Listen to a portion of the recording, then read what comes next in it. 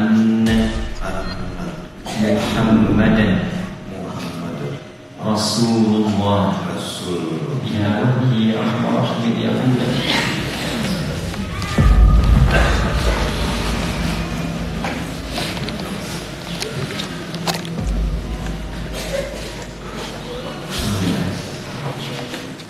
Bahwa Muhammad adalah utusan Allah. Alhamdulillah.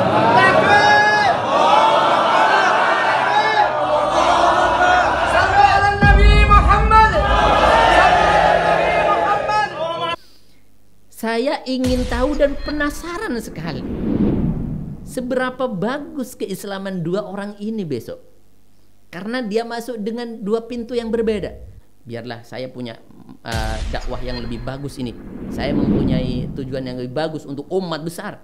Kenapa? Karena saya sedang nunggu proposal. Kalau misalkan saya mencegah kemungkaran ini, maka orang-orang atau rezim tidak suka kepada saya, proposal saya tidak turun. Jadi saya lillahi ta'ala saja melalui jalan yang lain. Bukan begitu. Inna lillahi wa inna ilaihi raji'un.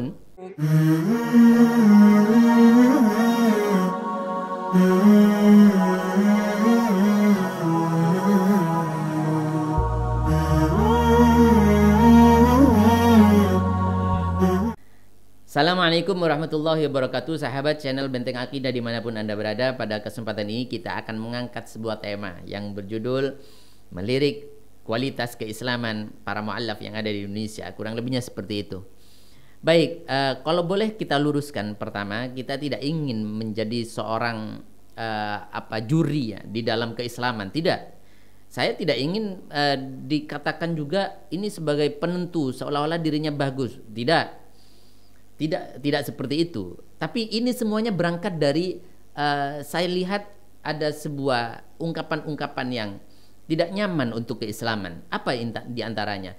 Ini keluar dari Ustadz Miftah sendiri. Sebagaimana disampaikan ketika mengislamkan Deddy Corbuzier bahwa dengan kedua-duanya ini sepakat ya. Seolah-olah dia masuk di dalam pintu yang benar. Karena kalau masuk di dalam pintu yang salah, maka Islamnya akan menjadi Islam pemarah, Islam Islam ini dan lain sebagainya. Benar kata Gus Miftah, masuknya lewat pintu yang tepat. Alhamdulillah. Jadi dia sudah mengklasifikasi, mengkotak-kotakkan Islam itu sendiri dengan Islam marah, Islam ramah, Islam ini dan itu. Ini belum ke Kiai Said Akil Siraj. Kalau Kiai Said Akil Siraj makanlah tambah lagi. Islam itu banyak macamnya. Ada Islam radikal, ada Islam intoleran, ada Islam teror dan lain sebagainya. Baik, kita fokus di sini. Maka dari itu saya ikuti saja apa yang disampaikan oleh Gus Miftah. Jadi Islamnya tidak seperti ini, berhubung masuk di dalam Islam yang benar. Sekarang begini, saya ingin membuktikan sebuah fakta bagaimana mereka yang masuk Islam menjadi orang yang berkualitas. Bagaimana mereka yang masuk Islam menjadi Islamnya yang kelihatan berkualitas dan bermanfaat untuk orang. Jadi betul-betul menjadi sebuah khairun nas anfa'uhum linnas. Jadi masuk Islam, dia menjadi seorang yang bermanfaat untuk manusia yang lain, khususnya kepada muslim yang lain, dengan menjadi dai, menjadi ustadz, menjadi pengajar, menjadi murabbi, menjadi muallim, sebagaimana ustadz-ustadz yang akan kita sampaikan setelah ini. Siapa saja mereka? Kita sampaikan salah satu contoh. Ustadz Felix Yau. Oke, kita tidak sepaham sepenuhnya dengan beliau, akan tapi dengan berbagai kajian-kajian yang disampaikan, dengan berbagai kajian-kajian yang dilontarkan, yang dikonsepnya menjadi sebuah ketertarikan minat dari para remaja-remaja untuk belajar Islam lebih jauh. Mereka menjadi sebuah magnet. Maksudnya Ustadz Felix Yau menjadi magnet dari pemuda-pemuda Islam yang sejak lama terkungkung di dalam zona nyamannya. Dia Ustadz Felix Yau baru masuk Islam kok tahu banyak tentang sejarah ini dan itu. Yang kedua, kita angkat sebuah ustadz atau ustadzah, Irina Handono. Ya, bagaimana beliau menjadi seorang muslim lalu mengajar kemana-mana. Yang ketiga, ada banyak dan banyak yang tidak bisa kita sebutkan. Salah satunya Ustadz Yahya Waloni. Beliau menjadi ustadz yang luar biasa. menjadi power dan penyemangat bagi perjuangan umat Islam. Nah, ini salah satu acuan dari Gus Miftah mungkin. Jadi pernah ngeledek, kita coba lihat di videonya. Ke siapa? Deddy Corbuzier. Kamu kalau mau biar jadi ustadz, masuk Islam lewat sana, lewat pintu sana gitu. Jadi seolah-olah kalau misalkan masuk ke pintu sana pasti jadi ustadz, atau langsung dia tenar, langsung dia dakwah. Dan ya tentunya mungkin di dalam paham beliau, kalau jadi ustadz itu ada amplopnya, seperti ini mungkin. Mungkin cepet aja ya, dikit aja.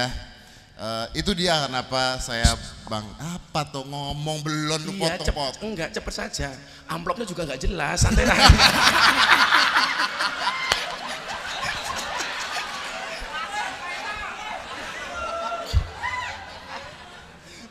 Gue lupa lo mau ngomong apa lo beneran. Gara-gara lo. Bener deh. Kembali kepada tadi semuanya. Jadi banyak ustadz-ustadz yang bermanfaat ketika masuk di dalam Islam yang katanya Gus Miftah pintu sebelah. Ya. Kenapa? Kita tidak tahu dan kita akan buktikan nanti. Ada juga namanya Ustadz Syamsul Arifin Nababan. Ya, beliau menjadi ustadz kondang, menjadi mendai yang mendakwahkan ajaran-ajaran agama Islam, mendakwahkan ibadah-ibadah Islam, mendakwahkan tata cara keislaman dengan baik. Luar biasa. Beliau mondok di Jember. Nah, apa yang kita simpulkan? Baik, ini cukup menjadi perwakilan contoh daripada ustadz yang masuk Islam lewat pintu sana. Katanya Gus Miftah, bukan kata saya. Nah, berhubung pintunya sudah berbeda-beda dan sudah dipeta-petakan sendiri oleh Gus Miftah bahwa akan jadi Islam marah, Islam ramah, belum Islam intoleran dan lain sebagainya, maka saya akan mencoba menjawab semua itu. Memang betul ada perbedaan, dan memang betul ada perbedaan. Jadi kita mengingat sebuah hadis dari baginda Rasulullah SAW tentang kewajiban seseorang ayah, bagaimana tanggung jawab seorang ayah dan ibu orang tua kepada anaknya, di mana ada pepatah juga, buah tidak jauh dari pohonnya. Kemudian hadis itu menyampaikan kullu mauludin yuladu 'alal fitrah. Jadi setiap anak lahir itu dilahirkan dalam keadaan suci, tidak membawa dosa. Sama orang mu'allaf yang masuk kepada Islam, dosa-dosanya semuanya diampuni dan dia bersih seperti bayi lagi. Maka kurang lebih sama dengan hadis ini tadi.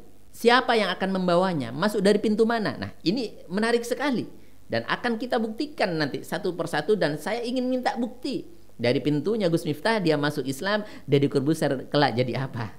Masya Allah. Baik. Semoga Deddy Corbuzier istiqomah ya, dan menjadi Islam yang baik, Islam yang taat, Islam yang rahmatan lil alamin, bukan menjadi Islam Nusantara seperti yang disampaikan oleh sang guru. Maka di sini kemudian saya kenalkan kepada dia Islam Nusantara, yang hari ini video saya di YouTube dibully habis-habisan oleh Al Kacong, aliran Katok Congklang, itu kan. Katanya Islam Nusantara itu bertentangan dengan Islam rahmatan lil alamin. Saya jawab, itu namanya jaga sembung bawa golok, nggak nyambung blok. Kembali kepada hadis tadi, kullu mauludin yuladu 'alal fitrah. Setiap anak dilahirkan dalam keadaan bersih. Fa abawahu yahawidani au yunassirani.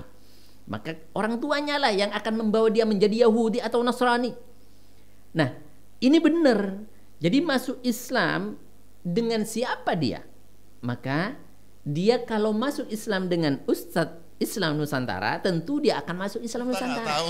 Apa tuh? Pada saat kita Jumatan pada saat itu, kita ada Jumatan dengan Gus Ini Miftah. Jumatan perdana waktu itu. Betul. Tahu Agus kan? Agus tuh orangnya di situ. Dompet dia hilang. Sendalnya hilang. Sendalnya hilang. Nah, ketika masuk Islam dengan Islam yang rahmatan lil alamin, dia akan masuk menjadi Islam yang rahmatan lil alamin secara global, secara komprehensif keislamannya. Kafah insyaallah. Saya baru saja menikah. Saya berharap bisa mendapatkan nasihat sedikit mengenai pernikahan, baik yang baru menikah maupun teman-teman yang sudah lama menikah. Sedikit nasihat mungkin Ustaz. Terima kasih. Dulu ketika engkau sendirian, wahai saudaraku, yang kau urus sholatmu saja, yang kau urus jilbabmu saja. Nah, Kita tidak perlu jauh-jauh mencari bukti. Cukup ustadz-ustadz tadi, Ustadz Felix Xiao, Ustadz Irina Handono, kemudian Insan Mokoginta, kemudian Ustadz Syamsul Arifin Nababan, kemudian Ustadz Yahya Waloni, banyak lagi dan lain sebagainya. Ini tentu mereka tidak masuk dari pintu Islam Nusantara, tidak. Dan Anda lihat sekarang menjadi seperti apa? Betul-betul khairun nas anfa'uhum linnas, bermanfaat kepada manusia yang lain dengan dakwah-dakwahnya. Luar biasa. Nah, sekarang Anda udah tahu nih, Deddy Corbuzier masuk Islam lewat siapa? Anda sudah tahu. Kemudian yang kedua, Anda juga tahu kakaknya Felix Xiao, dia masuk Islam lewat Ustadz Adi Hidayat. Wa ashhadu anna Muhammadan rasulullah kama asyhadu ya Allah hadaita ilaihi wa hadi walidayhi ya arhamar rahimin abihi ummihi wa waladathu ya rabbal alamin Allahumma kana qadri Allahumma wahdan ala wahdi ihdina wahdi ya arhamar rahimin ya qula ya muslimin wa ya muslimin qawli ya Allah ya baik ya Allah Allahumma ya arhamar rahimin bila hadaita ya Allah ibadaka muslimin.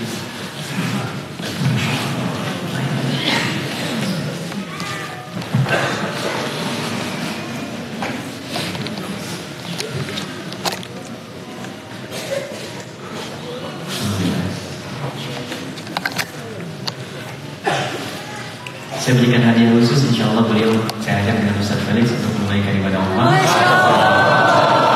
Kita melihat Ka'bah dengan seluruh menghafal Quran yang kami. Insya Allah saya akan ngomong dengan para penghafal dan mereka sedang karantina. Mereka hafal Quran dalam hitungan hari, 24 hari, 25 hari, 30 hari. Dan insya Allah di sana akan dijamu oleh para imam di Mekah, di Madinah. Dan saya terus ajak antum insya Allah. Nah, saya ingin tahu dan penasaran sekali. Seberapa bagus keislaman dua orang ini besok. Karena dia masuk dengan dua pintu yang berbeda. Makanya di awal-awal kita minta kepada Deddy Corbuzier. Saya terus terang merasa senang sekali Deddy Corbuzier masuk Islam. Masya Allah, kita nambah saudara. Akan tetapi kesenangan itu tidak berlanjut sampai lama. Kenapa? Karena innalillahi wa inna ilaihi raji'un. Saya kok ada kekhawatiran ya. Karena pendidikannya dari awal diajarkan memetakan Islam. Diajarkan seperti ini. Oh, ya kan? Ada tupat-tupat di mall. Dan kenapa saya merasa tepat saya berada di sini? Ini rahasianya. Karena ketika saya berada di sini, saya yakin Natal nanti masih ada di mall. Ya. Makanya sekarang kalau ditanya nggak pakai sarung, saya udah tahu jawabannya.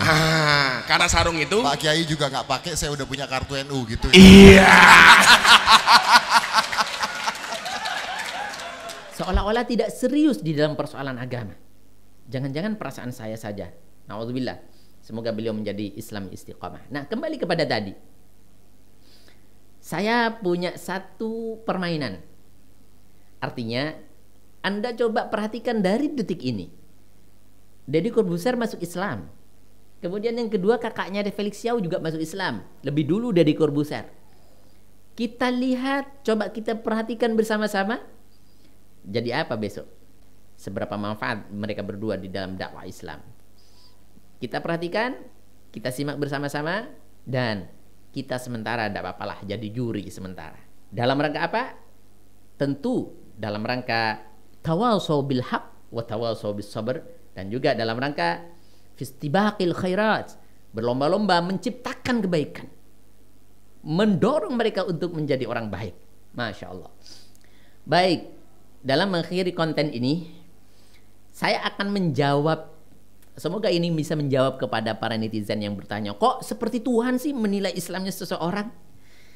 Kok seperti malaikat sih? Kok seperti orang yang lebih hebat dari Nabi sih? Saya akan jawab. Pertanyaan itu, ternyata kita sudah diajarkan menjadi orang yang Islamnya berkualitas.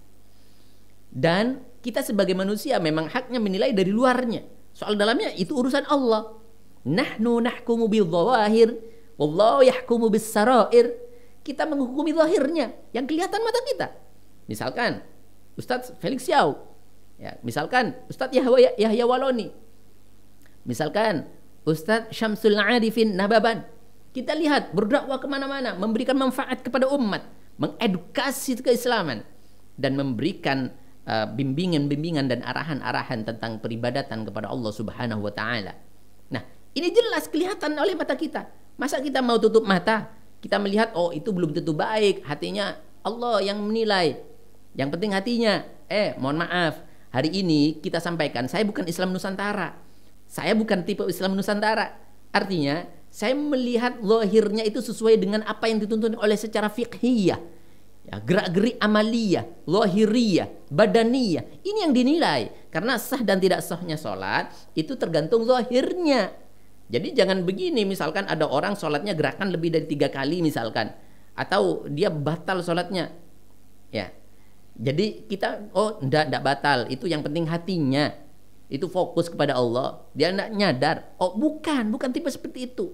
Kita diberikan syariat oleh Allah sebagai tuntunan untuk menilai ibadah kita seperti apa kualitasnya. Nah ini di dalam Al-Quran disampaikan juga, kuntum khaira ummatin ukhrijat linnas ta'muruna bil ma'ruf wa tanhauna 'anil munkar. Jadilah kalian menjadi umat yang terbaik. Ta'muruna bil ma'ruf, menjadi orang yang baik, menyarankan kebaikan, mengajak kebaikan, wa tanhauna 'anil munkar, dan mencegah kemungkaran, bukan diam. Jadi ada kemungkaran kita diam, biarlah saya punya dakwah yang lebih bagus ini. Saya mempunyai tujuan yang lebih bagus untuk umat besar. Kenapa? Karena saya sedang nunggu proposal. Kalau misalkan saya mencegah kemungkaran ini, maka orang-orang atau rezim tidak suka kepada saya, proposal saya tidak turun. Jadi saya lillahi ta'ala saja melalui jalan yang lain. Bukan begitu. Inna lillahi wa inna ilaihi raji'un. Baik, supaya tidak ngelantur kemana-mana, saya akan melanjutkan sebuah nasihat kepada kita semuanya, bahwa terus jaga kualitas Islam kita. Jangan sampai kita menjadi kualitas Islam yang tidak ada isinya. Nah, ini sering disampaikan oleh Gus Miftah. Apa istilahnya? KTA, apa itu? Tenaga kuda, apa? Tenaga ayam. Intinya seperti inilah. Orang Indonesia sekarang itu semangat Islamnya tinggi, tetapi tidak didukung dengan ilmu yang mumpuni. Maka yang terjadi NKTA, nafsunya kuda, tenaganya ayam. Nah, ini sudah nyata-nyata menilai orang lain, mendiskreditkan, bahkan memojokkan. Jelas ini. Ya Allah. Jadi sekarang begini, banyak racun yang labelnya madu. Oh, kamu radikal, ternyata dirinya sendiri radikal. Oh, dia intoleran, dia sendiri intoleran. Oh, dia menghakimi Islamnya padahal Allah yang tahu. Dia sendiri yang menghakimi. Anda bisa jawab, dan semoga ini menjadi pembuka daripada hidayah di hati Anda semuanya yang merasa nyinyir dan merasa tidak paham dengan apa yang Anda tanyakan. Kemudian, sebagaimana disampaikan oleh sahabat Sauban bahwa Rasulullah SAW bersabda, "Yushiku an tada'alaikumul umam kama tada'al akatu 'ala qus'atiha."